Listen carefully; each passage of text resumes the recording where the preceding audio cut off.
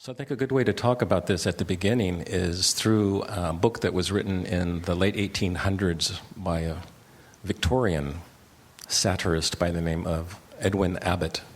And he wrote a book called Flatland. And it took fun of people in that era. But it's very helpful to look at this in terms of interdimensional reality. So to summarize a complex story, everyone who lives on Flatland is basically two dimensions. That's all they have. It's like a piece of paper. There's no depth. So they live. They're points and lines, circles, triangles, all two-dimensional. And they're floating through the cosmos and convinced that everything is flat because their reality is flat. They have no frame of reference outside of Flatland itself. And then one day they encounter a sphere, a three-dimensional object floating through the cosmos. And the sphere passes through their world. So this is a three-dimensional reality passing through a two-dimensional world.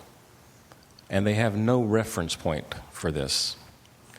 And how the third-dimensional reality expresses itself in their two-dimensional world is first as a point. So suddenly they see a point that appears in their world that was never there before. And all these experts immediately rush to do studies. What does this mean? And then suddenly the point starts to expand and becomes a teeny tiny circle. And then it gets larger and larger and larger. And when the circle is at its largest diameter, it is, of course, matching the diameter of the sphere or the ball that is passing through Flatland. And then all of a sudden, mysteriously, for some unknown reason to anyone in Flatland, the circle starts to get smaller and smaller and smaller, returns to a point, and then disappears. So there are many conferences called to study this phenomenon. There are cottage industries, there are self-improvement programs based upon this. Several religions crop up, so to speak. Some of them say that the mystery is the point, and some say, no, it's the big circle, and they get into fights with each other, each convinced that they have the truth. And of course, everyone was deluded, because no one in a two-dimensional world can conceive of something in a third-dimensional reality. So we're kind of like in Flatland, except we live in three dimensions. And when you start talking about multiple dimensions, it gets very interesting depending on whether you're talking to a physicist or a mathematician, because they have different ways of viewing dimensionality. So I'm going to talk about it the way the Hathors view it. And again, if anything I say is just too strange, just toss it in the box. The Hathors view it this way. We live in three dimensions. The fourth dimension is time, which is essentially an illusion. And when you step into the fifth dimension, you are outside of the construct of time and space, how you and I hold things together. And it's very interesting. The number 5 is related numerologically, and I'm not a numerologist, but I dabble in things, and I find it an interesting correlation. The number 5 is the number of the Hierophant, or magic. And what this is related to is that when you step out of the fourth dimension into the fifth dimension, you're outside of time and space. Now, our bodies do not step outside of time and space. Our bodies are firmly rooted in time and space. There may be a few exceptions, but for most of us, we are firmly rooted in time and space. But the mind is not confined to time and space. Consciousness has many aspects that are non-local, meaning it's not localized in your nervous system, and can step outside, slip through the knot of time and space. And when you step outside of time and space into the fifth dimension, according to the Hathors, you have the ability to affect time and space in creative ways that you can't do when you're in time and space. When you're locked into the experience that, okay, I was born here, I have a life, and I end here. It's done, it's finished. If that's your construct, there's certain things you can't do in terms of consciousness. But if you step outside of your non-local part of yourself, the part of you that was born, is living a life, and will one day die, when you step out of that in consciousness, you see all types of possibilities. And the Hathors have repeatedly said it has nothing to do with religion, it's physics. So religion has actually clouded the issue. Every spiritual tradition has parts of the truth, but it's like flat land. We're describing something that we really don't know what it is. We just have descriptions. So this ability to step outside of time and space, it's very interesting to look at it from two different standpoints.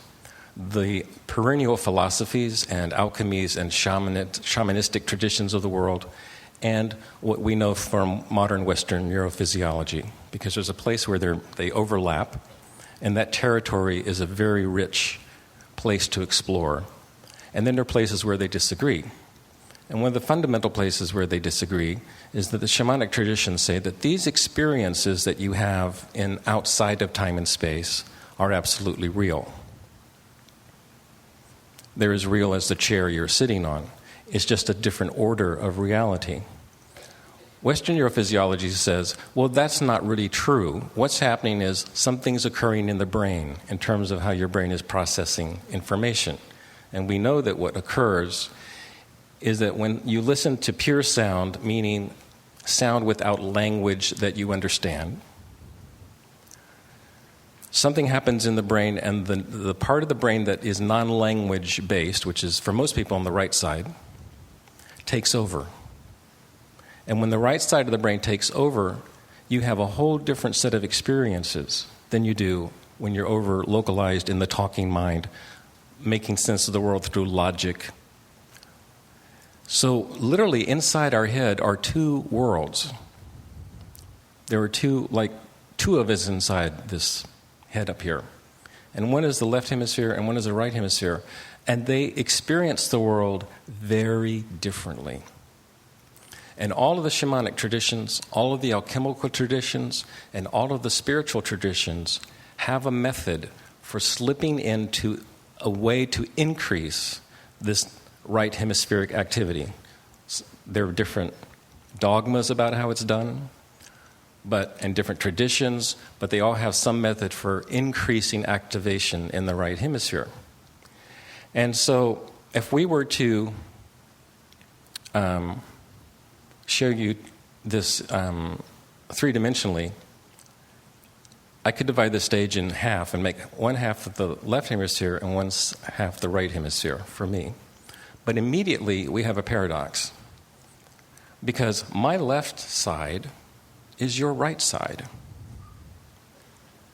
So when you look at anyone, your right side is their left side and their left side is your right side, and already we're into the relativity of perception. So I'll try to remember this, but I'm already in the energetic of the work, and so I may get it confused. But this is the left side of the brain, and this is the right side. When I'm over here in the left side, I have a sense of myself as Tom. I was born 1949. I've had this history. I like the color blue, obviously. I don't like certain things. I like other things. I see each of you out there as distinct individuals. And there is a clear boundary between me and you. But when I go over here into this other side of my brain, it's a very different experience. For one thing, there's no language. I can't. Over here, I can say, I don't like that. Over here, I can't say that because I cannot articulate. There's no language.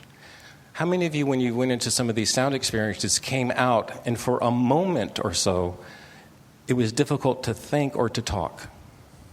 Right. So you were deep in the right hemisphere.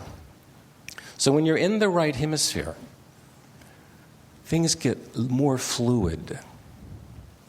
I am no longer Tom. I am one with everything.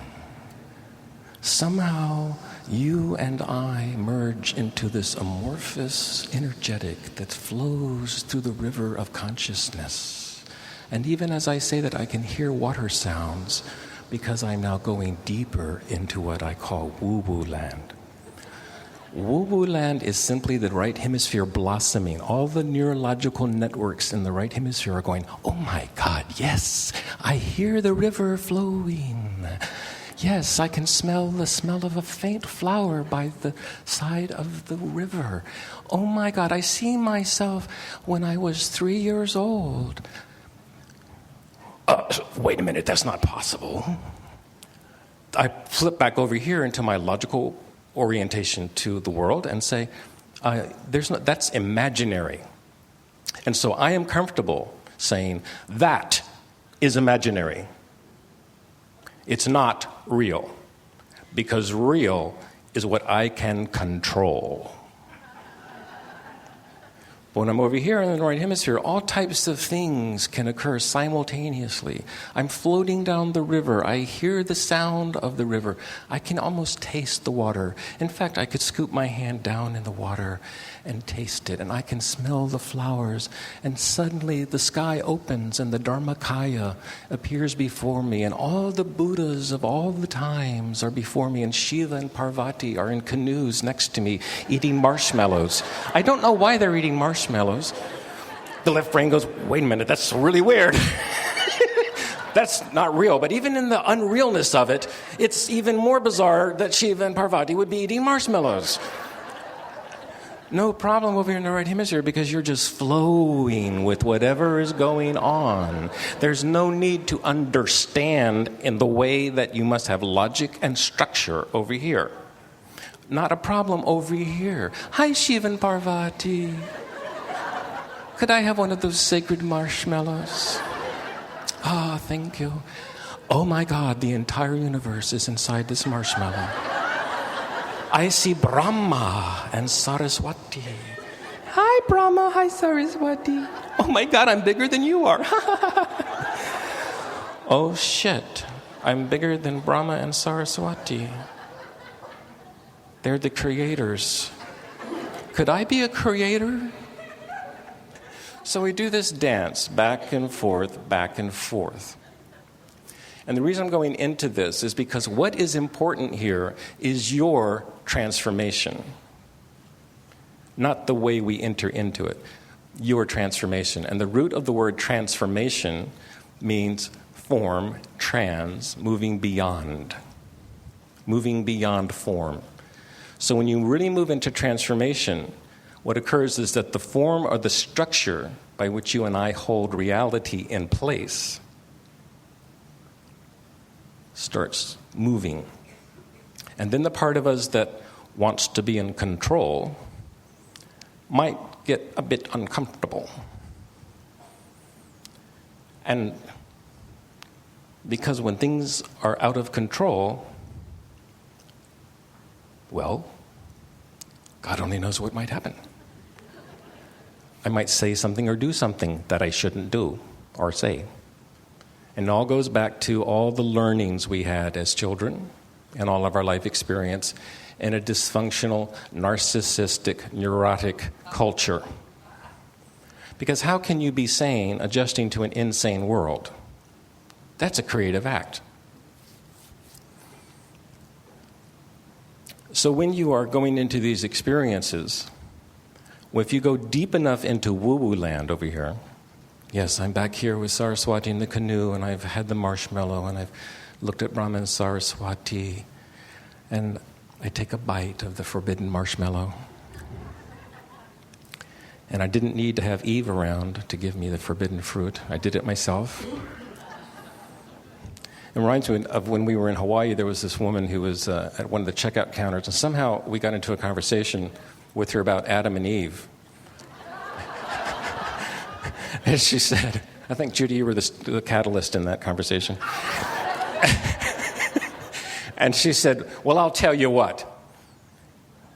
Eve may have been a woman, but I guarantee you the serpent was a guy.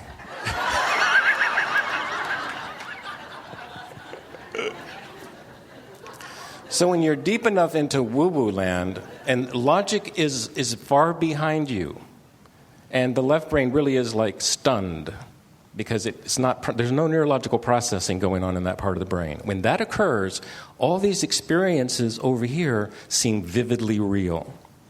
And you can be simultaneously sitting in your chair, aware of yourself in the chair, but also traveling through the cosmos, visiting Jupiter and Mars and other places. You can be talking to gods and goddesses and serpents and frogs and little insects, and the entire cosmos is open to you.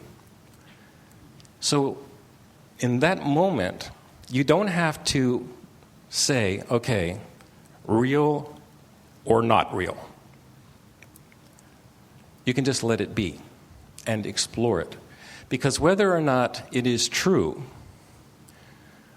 that these experiences over here in woo-woo land are real or not, when you experience them deeply enough, they affect your neurophysiology. They affect your brain and your biochemistry.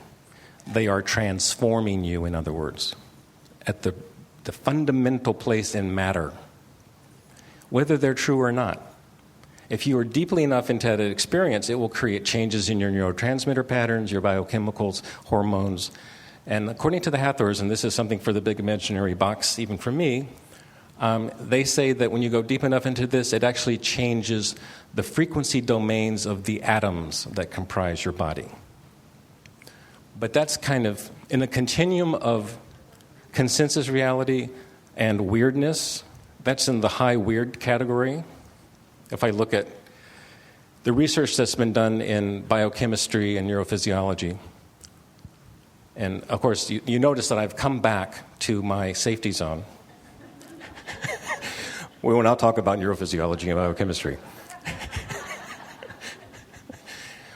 But the consensus, I can say to you that the consensus in the scientific community among neurophysiologists and biochemists and people who look at what goes on in the body in relationship to hypnotic states of consciousness, altered states, is that when you go into one of these altered states deeply enough and it's a healing experience, regardless of whether it's real or not, there are noticeable, measurable changes in your neurotransmitters, biochemicals, hormones, how your entire neurophysiology is responding. So you have a healing response in your body, even though you're having, quote unquote, an imaginary experience.